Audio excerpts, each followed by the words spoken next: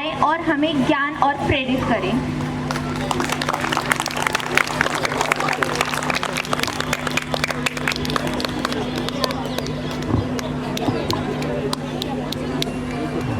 सभी उपस्थित साथियों को, बुजुर्ग साथियों को, माताएं, बहनें, बच्चे, मंच पे उपस्थित सभी साथियों को नमस्कार।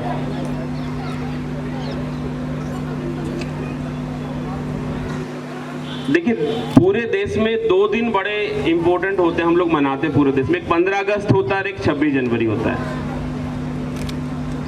बिल्कुल ठीक बोल रहा हूं मैं? तो 15 अगस्त और 26 जनवरी में क्या अंतर है?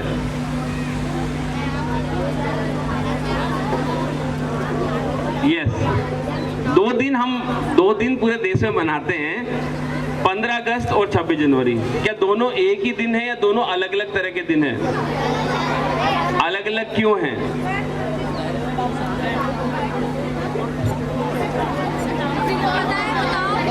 कोई भी जो बोलना चाहे बच्चा।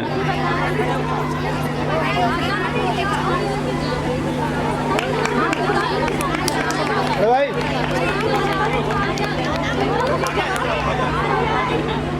आ जाओ।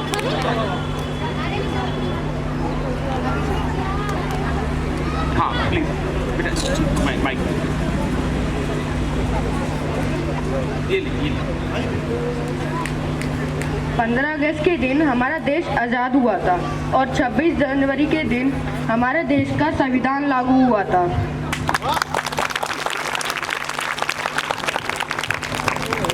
तो 15 को हमारा देश आज़ाद हुआ था और 26 को हमारा कॉन्स्टिट्यूशन लागू हुआ था।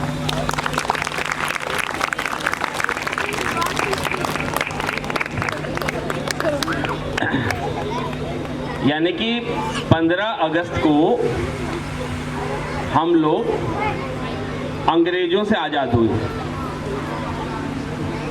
15 अगस्त को हम अंग्रेजों से आज़ाद हुए। अब आज़ाद होके हम करेंगे क्या? जब हम आज़ाद हो गए, जब आप स्कूल से छुट्टी हो जाती है आपकी, फॉर एग्जाम्पल, मैं स्कूल को जेल नहीं बोल रहा, पर जब आप स्कूल की छुट्टी हो जाती है तो आप घर पे आके क्या करते हैं?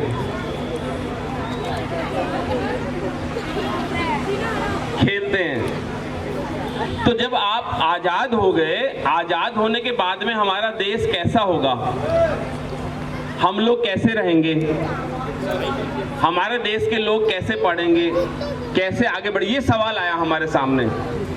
आज़ाद तो हो गए हम लोग, लेकिन आज़ादी के बाद में आगे कैसे बढ़ेंगे, ये जब सवाल आया तो सभी जिन लोगों ने इस देश के लिए आज़ादी लड़ी, उन सभी लोगों ने बैठ के चिंतन किया कि भाई हमें कुछ ऐसा करना चाहिए, कुछ नियम बनाना चाहिए, कोई दस्तावेज बनाना चाहिए, कोई कानून बनाना चाहिए, जिससे इस देश के सभी नागरिक, क्योंकि आज़ादी का मतलब क्या है? हम सब बराबर हैं।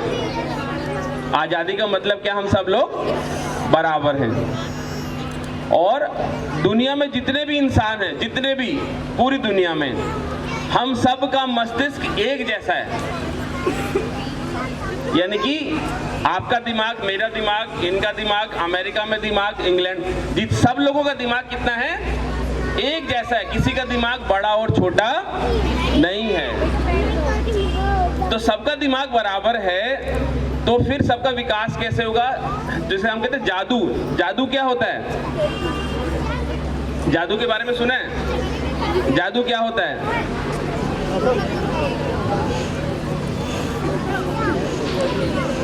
तो शिक्षा जो है, ये जो आप पढ़ने जाते हो, स्कूल में जाते हो, वो एक जादू है। स्कूल में जब आप जाते हो तो आप एक जादू की दुनिया में चले जाते हो, क्योंकि हम सबका दिमाग बराबर है। लेकिन स्कूल में जाने से, पढ़ने से हम और बेहतर इंसान बनते हैं, हम अच्छी नौकरी प्राप्त करते हैं, हम देश के लिए अच्छा काम करते हैं। आपको पता होगा दुनिया की सबसे बड़ी जो महिला साइंटिस्ट थी और पहली महिला साइंटिस्ट जिसको 2 नोबेल प्राइज मिले, दुनिया की पहली महिला जो साइंटिस्ट थी, वैज्ञानिक थी, और जिसको 2 नोबेल प्राइज मिले, अभी कुछ लोग नोबेल प्राइज के पीछे भाग रहे हैं, उनको मिला नहीं, वो अलग बात है, पर एक महिला को 2 नोबेल प्राइज मिले हैं, मैडम क्यूरी। और मैडम क्यूरी ने 3 साल तक एक घर में झाड़ू पोछा और बर्तन मांजने का काम किया। मैडम क्यूरी ने 1885 में 3 साल तक क्यों काम किया? क्योंकि उसके पास पैसे नहीं थे पढ़ने के लिए। पहले उसने अपनी बहन को पढ़ने के लिए भेजा, उसके पास पैसे नहीं थे तो उसको पढ़ाने के लिए उसने काम किया। और उसके बाद में जब उसके पास पैसे बचे तो वो पढ़ने के लिए पेरिस गई। और वो पोलैंड से पेरिस क्यों गई? अभी आपके सामने सवाल आएगा। क्योंकि उसमें पोलैंड में महिलाओं को पढ़ाया नहीं जाता था। ये लोग मानते थे कि महिलाएं साइंटिस्ट नहीं बन सकती। तो वो पोलैंड से फ्रांस गई पढ़ने के लिए, क्योंकि फ्रांस में महिलाओं को पढ़ने का अधिकार था।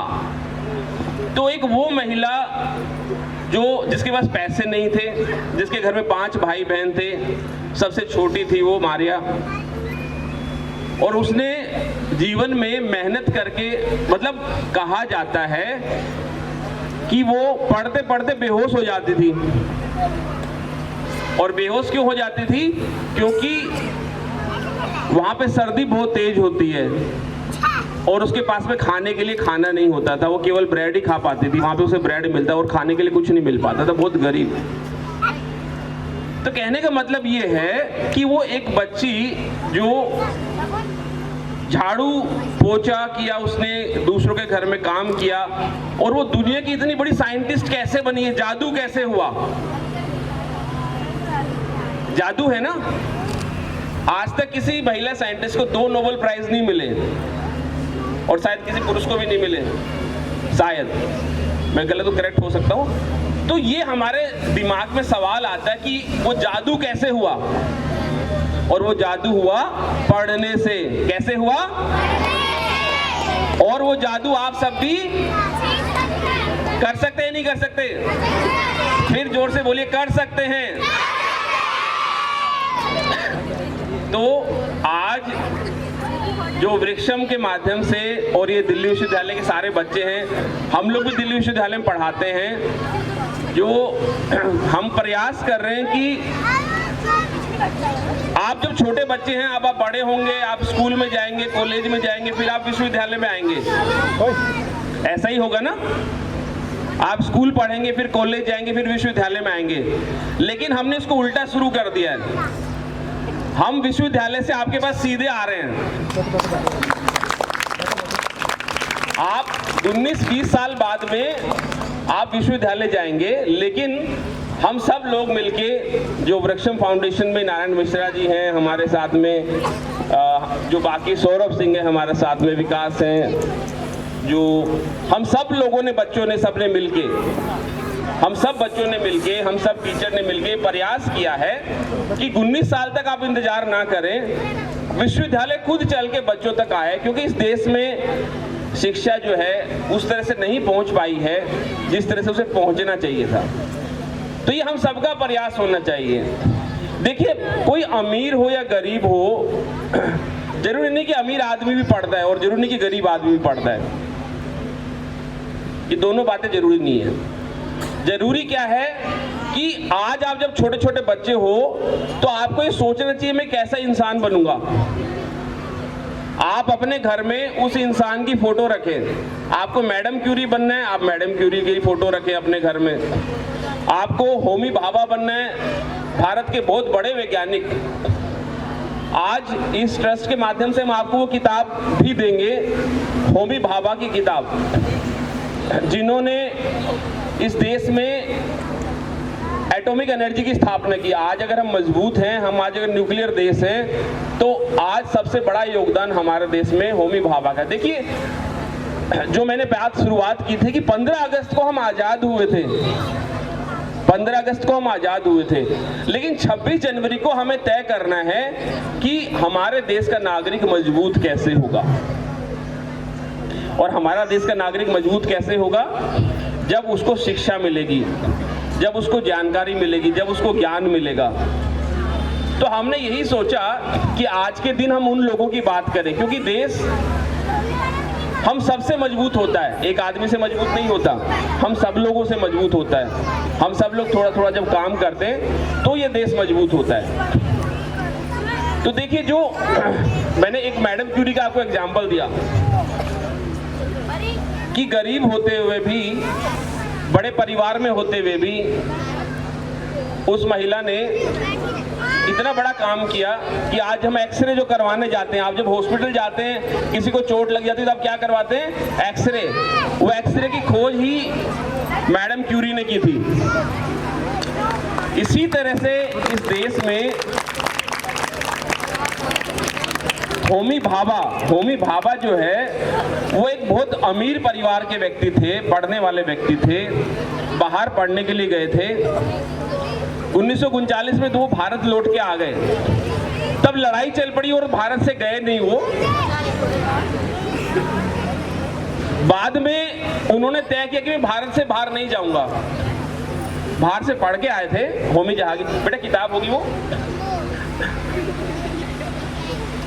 ये वो किताब है जो हम आपको देंगे। होमी जहांगीर भाभा एक पारसी व्यक्ति थे, हिंदुस्तान के टाटा परिवार से। ये 1939 में भारत आए, पढ़े लिखे व्यक्ति थे, साइंटिस्ट थे, फिजिक्स पढ़ने में बहुत इच्छा थी इनकी, और पूरी दुनिया में वर्ल्ड वार शुरू हो गया था। बाद में जब इन्हें जाने का मौका मिला तो ये वापस नहीं गए। इन्होंने किसी विश्वविद्यालय में पढ़ाने से ही मना कर दिया, इन्होंने किसी सरकारी काम करने से ही मना कर दिया। इनको लगा कि भारत को अगर मुझे अच्छा बनाना है, तो मुझे कुछ ऐसी संस्था बनानी पड़ेगी, ऐसा कोई स्कूल बनाना पड़ेगा जहां पे भारत के लोग खोज कर पाए, साइंस का एक्सपेरिमेंट कर पाए। तो इन्होंने मुंबई में एक संस्था बनाई, TIFR, Tata institute of fundamental research. उस जमाने में एक टाटा ट्रस्ट हुआ करता था, उस ट्रस्ट को इन्होंने लेटर लिखा कि अगर भारत को हमें मजबूत बनाना है। इनको इलाहाबाद भी बुलाया गया, इन्होंने इलाहाबाद विश्वविद्यालय ज्वाइन करने से मना कर दिया, क्योंकि इन्हें लगा कि विश्वविद्यालय में राजनीति होती है और उस राजनीति में ये देश के लिए काम नहीं कर पाएंगे। और जहांगीर होमी भाभा ने दुनिया से, देखिए, इन्होंने दुनिया से जितने भी अच्छे लोग थे उन सब लोगों को मुंबई बुलाया कि आप यहाँ पे आइए, आप यहाँ पे काम कीजिए, हम लोग रिसर्च करेंगे और इस देश को आगे ले जाएंगे। इन्होंने क्या क्या रियायत दी कि जो भी आके रिसर्च करेगा। देखिए, आजकल जब आप स्कूल में, आपकी स्कूल में छुट्टी जब आप पूरे साल पढ़ते हैं कितने दिन में छुट्टी होती है आपकी? कितने महीने की छुट्टी होती है? 2 महीने की होती है ना। इन्होंने कहा कि जो मुंबई में आके पढ़ाएगा उसको साल में 4 महीने की छुट्टी मिलेगी। कितने महीने की मिलेगी? और कहा कि जो यहाँ पे आके पढ़ाएगा उसको 5 साल में से फिर 1 साल की भी छुट्टी मिलेगी। लेकिन छुट्टी में क्या करना होगा? उन्होंने कहा कि हम जो 5 साल पढ़ाएगा उसको 1 साल की छुट्टी देंगे, लेकिन छुट्टी में क्या करना होगा? छुट्टी में उसे विदेश में जाकर रिसर्च करके वापस आना होगा। कहने का मतलब है, आज जो न्यूक्लियर पावर, ये भारत जो न्यूक्लियर पावर बना है, उसकी शुरुआत होमी भाभा ने मुंबई से शुरू की थी। जब हमारा देश आजाद हुआ तो इन्होंने सोचा कि भारत मजबूत कैसे होगा, भारत के पास बिजली कहाँ से आएगी, भारत के पास बाकी संसाधन कहाँ से आएंगे। तो इन्होंने उस समय जवाहरलाल नेहरू से कहा कि आप जो है एक एटॉमिक एनर्जी कमीशन बनाइए। लेकिन उन्होंने एक शर्त रखी कि ये जो एटॉमिक एनर्जी कमीशन है इसमें 3 ही लोग होंगे, और ये एटॉमिक एनर्जी कमीशन जो है वो ना किसी मंत्री को जवाबदेही होगा, ना किसी IAS को जवाबदेही होगा, वो केवल प्रधानमंत्री को ही जवाब देगा और प्रधानमंत्री उस पर सवाल कर सकते हैं। कहने का मेरा मतलब है साथियों कि आजाद भारत में पहली बार ऐसी संस्था का निर्माण हुआ जिसमें ये कहा गया कि साइंटिस्ट जो वैज्ञानिक होता है उनको अपने निर्णय लेने की सबसे बड़ी पावर होगी, प्रधानमंत्री के अलावा वैज्ञानिक से कोई भी सवाल नहीं कर पाएगा। ये बहुत बड़ा कारण है कि जो आज 1998 में जो न्यूक्लियर बॉम्ब आपने हिंदुस्तान में बनाया वो होमी जे भाभा की देन है। मेरा जो कहने का मतलब था, इतनी बड़ी बात कहने का मतलब था, अगर ये विदेश चले जाते, अगर ये हिंदुस्तान में नहीं रहते, और शायद ये 1966 में जो भी कारण था, इनका जो विमान था वो क्षतिग्रस्त हो, उसके पीछे बहुत सारी कहानी की, इनको मार दिया गया। शास्त्री जी के मरने के 13 दिन बाद इनकी भी डेथ हो गई, वो उसमें मैं कुछ कहूंगा नहीं, लेकिन मेरा सिर्फ इतना कहना है आपको कि ये देश आप सब बच्चों से आगे बढ़ेगा।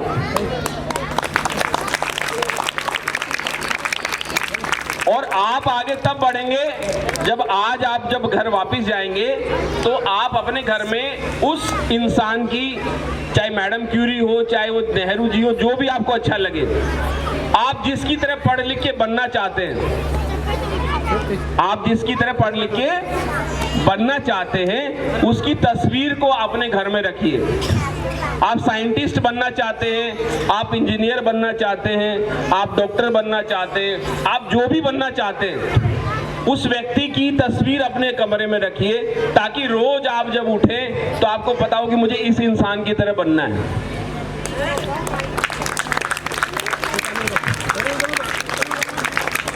देखिए ये वैसे ही हुआ, आप सभी लोग कभी गांव जाते होंगे, दिल्ली से बाहर जाते होंगे, आप लोग कभी किसी बस में यात्रा करते होंगे, तो बस में लिखा होता है कि बस कहाँ पे जाएगी।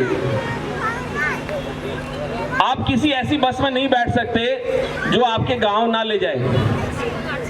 इसी तरह से आपको अगर कुछ बनना है तो आपको उस व्यक्ति की तस्वीर सामने रखनी पड़ेगी जिस तरह आप बनना चाहते हैं।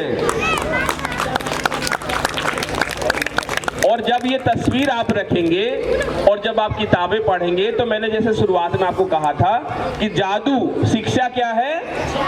जादू। अगर शिक्षा मैडम क्यूरी को इतनी बड़ी साइंटिस्ट बना सकता है, कब बनाया साइंटिस्ट? जब महिलाओं को विश्वविद्यालय में पढ़ने का अधिकार नहीं था। एक महिला जो झाड़ू पोछा कर रही थी और जिसे महिला को पढ़ने का अधिकार, अगर वो साइंटिस्ट बन सकती है तो हम सभी लोग साइंटिस्ट। जोर से बोले। तो बस अपनी बात को मैं ज्यादा नहीं कहूंगा। जो वृक्षम और हमारा जो ट्रस्ट है उसके माध्यम से आगे भी कुछ होगा।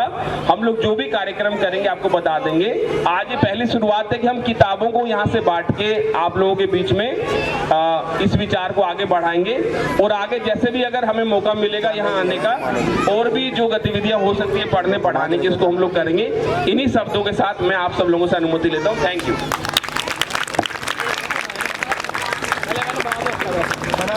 सर के लिए दोबारा जोरदार तालियां। आपका बहुत बहुत धन्यवाद सर। आज आपने